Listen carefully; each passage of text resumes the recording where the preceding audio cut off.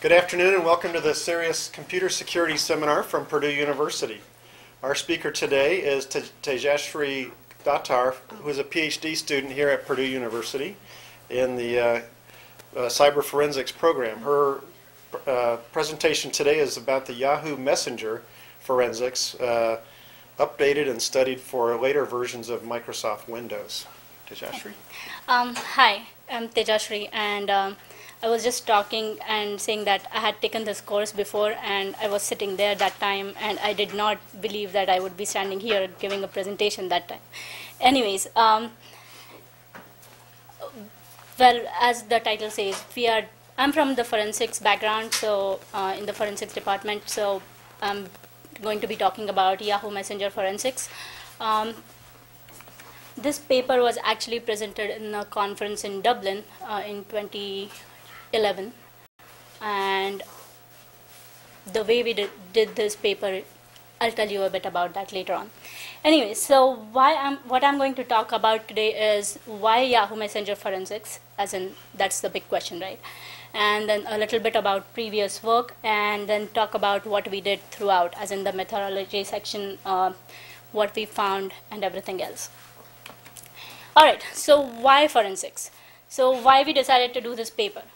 I was interning at the Lafayette Police Department, and there was this case which involved child pornography, and it had tons and tons of pictures on there, like 80,000 or 90,000 pictures we had to go through, and we couldn't find anything on it. And that time, even though Vista and 7 was in there, usually whatever the OS was found on the system that was analyzed was usually XP. So when we found that the OS that the person had, it was Vista, and it was a newer version of Microsoft, of Yahoo Messenger. And then we realized that the pictures were actually sent by this person, shared over the internet, and he was using Messenger photo sharing to do that. It was really difficult for us to find any literature on how to extract the data or how to find what pictures were shared by whom with this person. So we found about 3 papers in there which just said that, okay, you know what, look at this, look at this, look at this, but didn't tell exactly where to look in the registry.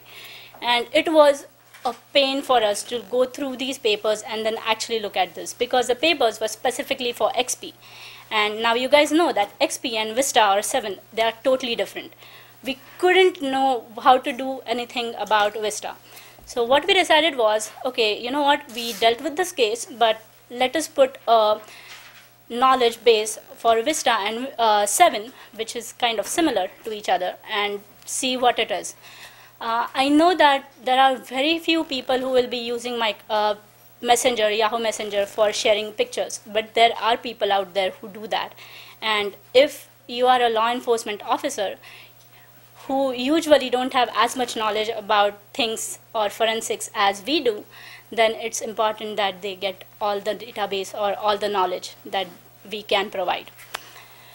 Anyways, so as I said, it was born out of a case that we helped the local police, and we had limited resources. I basically said everything. Anyways, so the previous work, there were just 3 of them out there, or 4, I should say. The first is an access data quick find chart, which every forensics officer uses. It tells you where you can find stuff on the registry. And obviously, when we were using it, the access quick find chart was specifically for XP. They did not update it, even though Vista had been there for like 3 years. They did not update it or come up with a newer version for Vista. So all you had was XP and your gut and skills to figure out where you can find things on Vista, or 7, and now 8 actually. Anyway, so there was a paper published in 2006 by Mike Dixon, and it actually talked about Yahoo Messenger 7.0, and it was specifically for XP. He actually found a lot of things, like where to find bits of messages in the RAM, or he did not focus on photo sharing, but profile pictures or maybe user connections, as in he could find usernames of the persons that one of the person was chatting with or something like that. So he looked at that. Then there were two more things. One paper by Lieutenant Wagner, it was in 2007, and he specifically looked at photo sharing in XP again. And he looked at the m.jpg and t.jpg. I'm going to talk to you about that later. Anyways, those were actually the starting points for us to actually know what was going on in there. And then there was one more non-dated paper from an anonymous person, and he looked at the photo sharing as well, but he looked at a newer version of Messenger. And again, it was specifically to XP. All right, how many of you have used Yahoo Messenger? I mean, it used to be popular, right? I don't know if it is popular now or not. Anyways, so yeah, so Yahoo Messenger, it's from Yahoo, obviously, as it says, and it's free to anyone who has a Yahoo ID. And if you don't have a Yahoo ID, you can just create it, go to Yahoo, create it, and it doesn't ask for much. I mean, you can put in any random name, any random email which you can create anywhere, and it's basically anyone can get any ID. And we did that. I mean, we actually created multiple IDs, and we created new emails on Gmail and put that as the ID for Yahoo, and it just didn't check anything. It was all good. Anyway, so it's basically a messenger. So you use it to communicate with others. You can communicate with known people or unknown people. Known people, you can obviously add them in your contact list or your buddy list or whatever it is, and then chat with them if they are online, or go to chat rooms and try and find new people up there. So it's pretty much as usual, any messenger works. And it has options like photo sharing, file transfer, video chat, and many more, like maybe conferencing or stuff like that. Just the usual stuff. So we decided to look at the defaults, as in what default settings are there usually, because the person or the case that we were dealing with, the suspect, he was not a computer techie. He had not altered anything. So everything was on defaults set over there. It was easier that way. Anyways, so all Yahoo Messengers, all the chats are archived whenever you start any chat sessions. But when you log out, the chats are deleted automatically. But if your chat session closes automatically without being logged off, the chats may be shared, may be stored, and these can be retrieved. And that's what happened with the case that we were working on. The person's computer kept on, it wasn't even logging off. It kept on shutting down all the time, and he would switch it on. Whenever he restarted, he would log into Yahoo Messenger, but whatever he was sharing or chatting got stored. So that's how we were able to pull stuff out. So that's one of the defaults. It is possible to change it. Like, it is possible for you to maybe actually store a chat session, for no reason, I don't know, for your whatever stuff. But if you do that, it will be automatically saved in your documents folder as a text file. All right, so what we did was, we had a question so far. All right, it's pretty easy. All right, what we did was, we decided to use a virtual machine. So we had a Mac Pro which ran Snow Leopard on it, and then we used VirtualBox software just because it was free and we didn't want to spend any money on it. Anyway, so we set up two machines on there, one which was Windows 7 and one which was Windows Vista. And we decided to communicate between them. Once that was there, we decided to install the latest version of Yahoo Messenger, which was 10 point something at that point. I'm pretty sure it's 11 by now, I don't know. Anyways, we created 3 test accounts. One was victim and 2 bad guys. As I said, we actually created bad guy 1, bad guy 2, and Yahoo Messenger really didn't care what IDs we took, and it was fun actually. Anyways, and we decided to do multiple chat sessions, initiating either from the bad guy or the victim or anything like that, or between the bad guys because they were trying to share some photos or something like that. And we took snapshots of the screens and just put it up there. All right, So first we decided was to look at the registry, because Access Data has an registry for XP and we wanted to update that registry for Vista and 7. And the things that we found was kind of there weren't much differences, but there were as well. As in, I need to say that when we looked at the registry, we did not look at the entire registry. We just looked at the specifics for Yahoo Messenger and nothing else, because that's what the paper focuses on.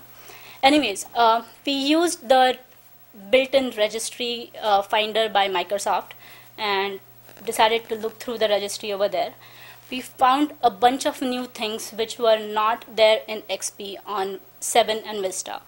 There were just a couple maybe which were there, which were different in XP and which were different in Vista and 7 between them. But specifically with XP, there were various different things. All in all, it was kind of similar. It wasn't much different.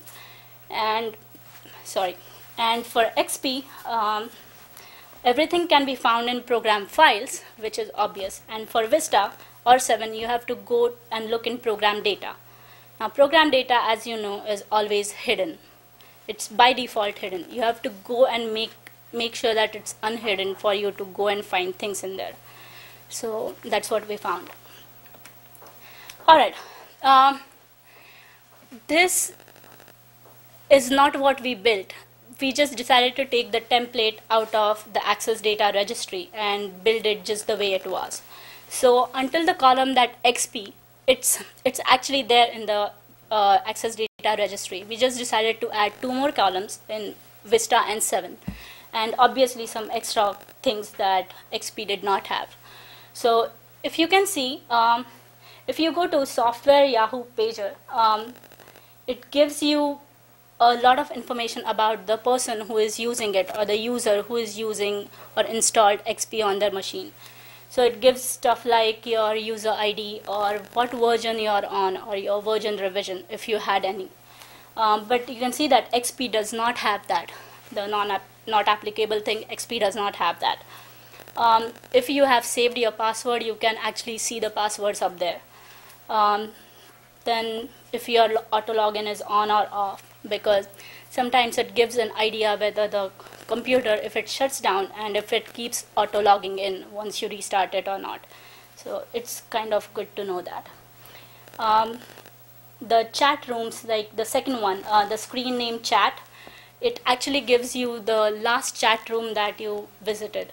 So it gives you the name of that chat room, which is really important depending on what kind of case you're using or you're trying to investigate. The case that we were working on, this guy would go to random chat rooms like all the time, and they are not funny, and they are not really nice chat rooms. I mean, we had to investigate that, and it was not fun. And it's actually really surprising that things like that are easily available anywhere like that. I mean, even you can do that here. Anyways, so the best one is the favorite chat room list that you can see, which is not there in XP, but for Vista and 7 you can actually find a list of all the favorite chat rooms that a person has gone in, which we were able to find on this person's computer. And the file transfer, it actually gives you the last file that was received and saved. So that's again important. Alright, so S folder. Something that is created only when you start a photo sharing. How many of you have used photo sharing in Messenger? None? Oh, 1 person, like 2 persons, 3 persons. Okay, 3 people. It's basically very easy. You initiate photo sharing with any person or any of the users you are chatting with, and you just drag and drop the pictures up there. And once they are in there, the person will receive them. The pictures, you can save them. So you can save them anywhere you want. It's really easy. And I used to use it when I was in India, because it just helped me and my friends, share pictures easily. We didn't have any of the Apple thing right now with photo stream and anything. Anyways, So this guy, he was using this thing, photo sharing, and the S folder is one of the very important things that shows that pictures have been shared or anything like sent or received. You can tell them apart. It's specifically generated after a photo sharing is initiated. Now, if I am the sender, on the sender machine, it will not be initiated until the photo sharing is accepted by the receiver. Once it's accepted, it creates a folder in the sender machine, but the folder is empty because nothing has been shared yet. It's just the session has been initiated. So if you find a folder which is empty, it means that they initiated the session, but nothing was shared or nothing was received. That's it, pretty much. But whenever you share something, as in once a picture has been sent, it creates two files. One which is a t.jpg or JPEG, and the second is m.jpg. Now t is something which is a thumbs file. That's it. And m is something, just a random one, the actual file, the actual picture that was shared. The way the name is created for this picture, suppose I have something which is stored as cute on my personal computer and I share it. It's not going to be shared as cute.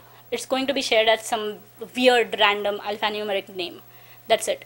And this name is generated by the machine for itself. I don't know why it does that. It just does it that way. And the S folder in itself is like, it's actually S and some 4 letters. It could be alphanumeric, anything. Again, it's randomly generated. And as I said, it can be found in the program data, Yahoo Messenger, and photo sharing. These are the snapshots of what we found. The first one, if you can see, is the photo, the S folder being created, and it was, if you went in there, the folder will be empty because it was just initiated. And this is on the sender side.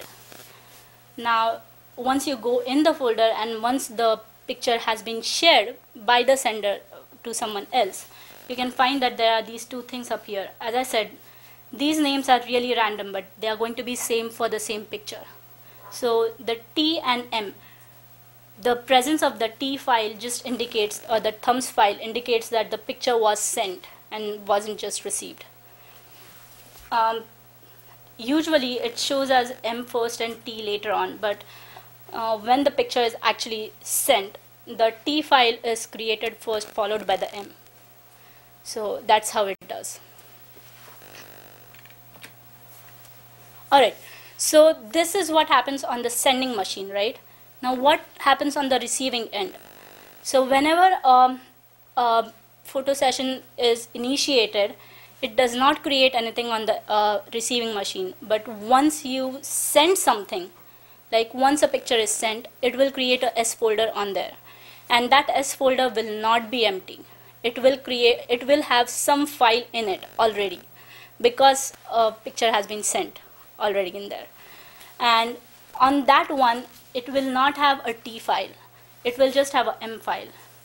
Now this is the same as this one before and not the other one, or on the receiving end, but I just wanted to show that the absence of T means that the file was received. That's pretty much it. Alright, so what happens if I have multiple chat sessions open?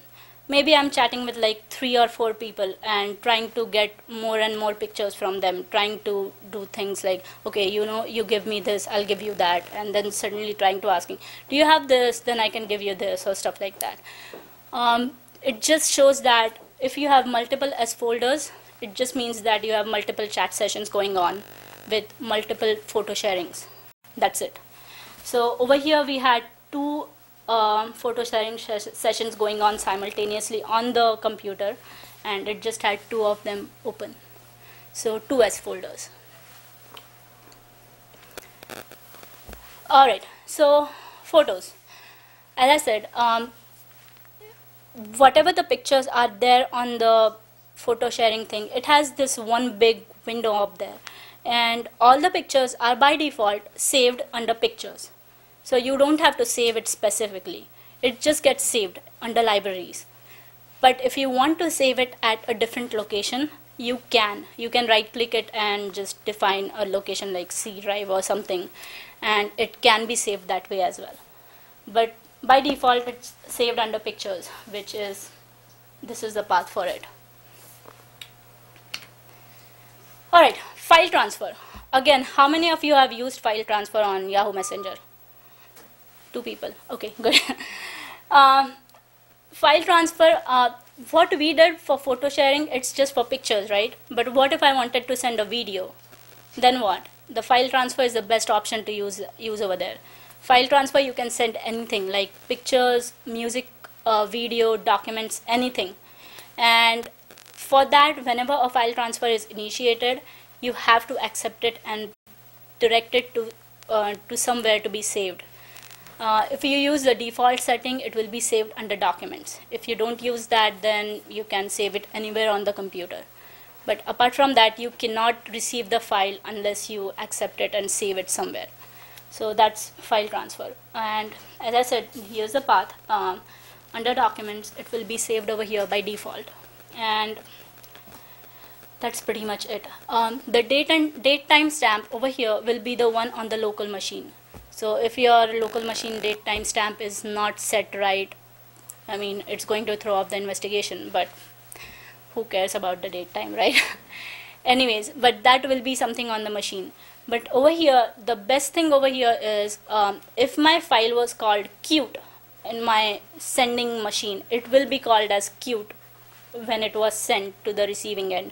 Obviously, I can change the name whatever I want to, maybe like not cute or something like that, but it will be sent like that by default. And if you use the default options of saving it, it's going to be saved with the same name, and it won't be any randomly generated number over there.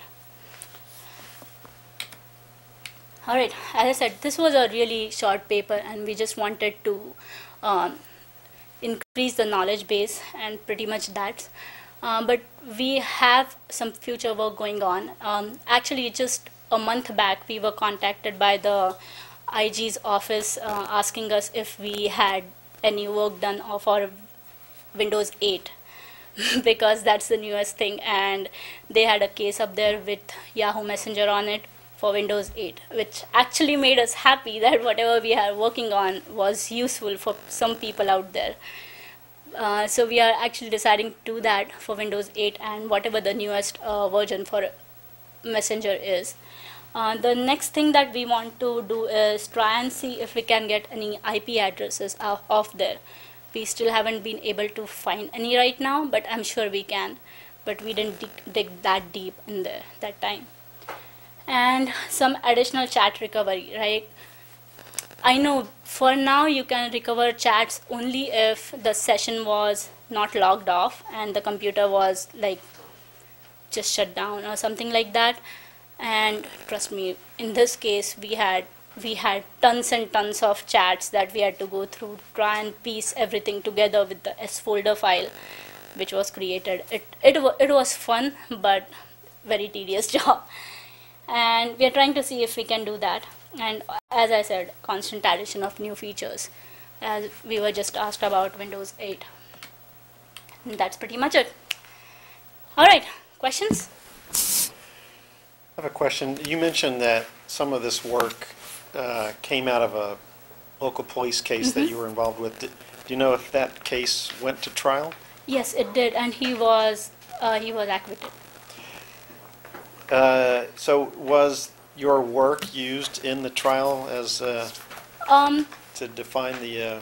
Well, this thing actually came out after the internship, but throughout the internship we really struggled because nothing was there out there for Vista, and we had to dig everywhere. Okay, try and find out what we are looking at, what we are doing. We didn't know what it was, but then we found out about the S folder in one of the previous papers that I was mentioning, and that really put us on the track.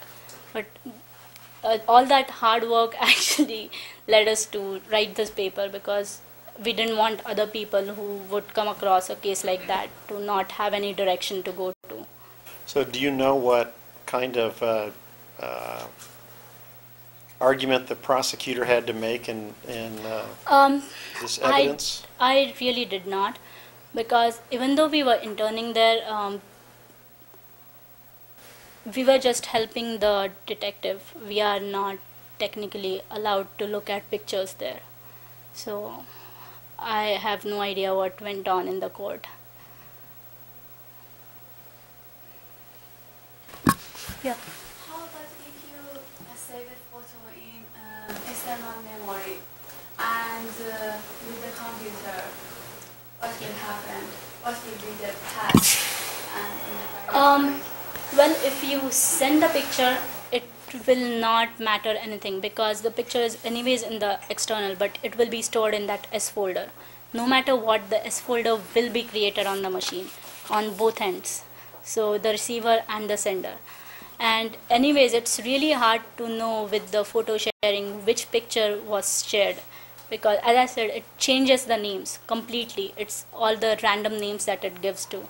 So whatever your XYZ name was, it's not going to say XYZ in the S folder. So unless you open the picture up from your external memory and then check the picture on your S folder, there's no way of finding out which picture it was. But it will still be there on the S folder.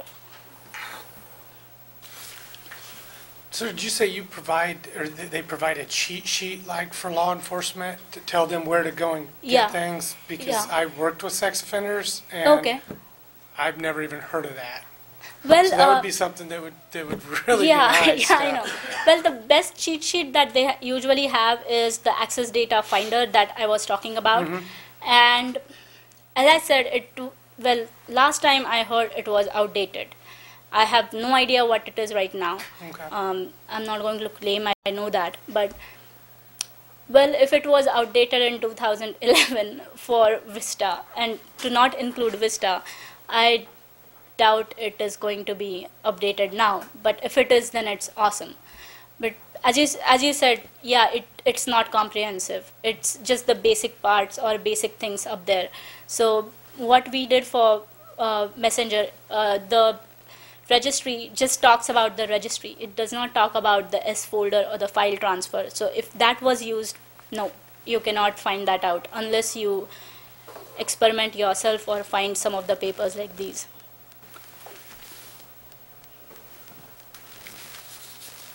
Other questions? Yeah. Did you have any interaction with Yahoo during this paper, and if you did, what was the extent of your discussions? We did not. We actually did not. We were just trying to find answers on the law enforcement listserv if we could. That's one of the best things that they use. You can pop up a question, and if someone knows the answer, they'll say it. But we did not go to Yahoo, which now that you mention I don't know why we did not go to Yahoo. But yeah, we didn't. Any other questions? Thank you All very right. much. Thank you.